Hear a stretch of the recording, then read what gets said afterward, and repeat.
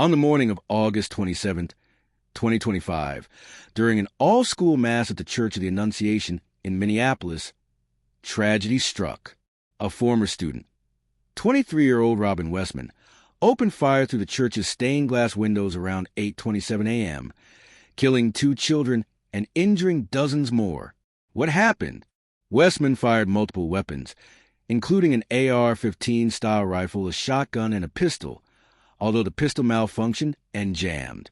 The shooter never entered the building but had barricaded several exit doors from the outside and used smoke canisters to block escape routes.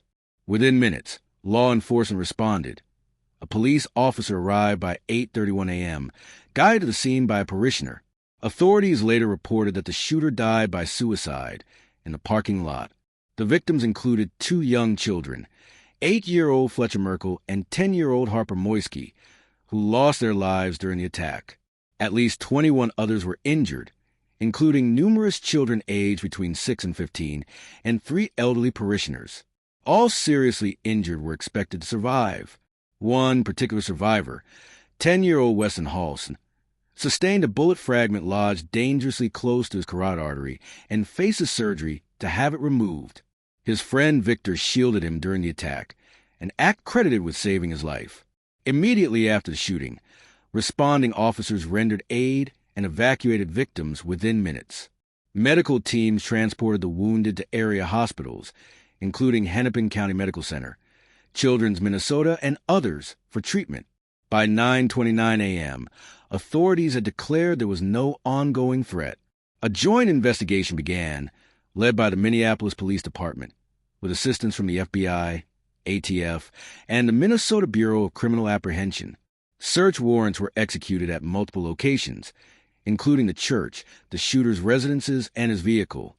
Authorities seized writings, videos, a manifesto, and other digital data. So far, no clear motive has been publicly confirmed.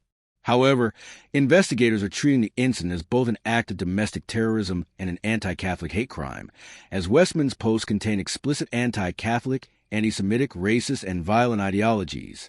Westman had posted disturbing online videos and writings, glorifying mass shooters and expressing deep-seated hatred toward various groups. The messages included hateful inscriptions on firearms, references to past shooters, and violent slogans. Local officials, including Mayor Jacob Fry, condemned the attack and called for concrete actions beyond thoughts and prayers, urging reforms on gun violence and safety. Religious leaders in the community held vigils and interfaith services. Plans are underway for a reconsecration ceremony to spiritually cleanse the church, allowing it to resume religious functions. Until then, masses will be held in the school's auditorium. What do you think really happened? Drop your theory in the comments. And if you want more stories like this one, subscribe to Whispers of Crime, where silence ends and the shadows speak.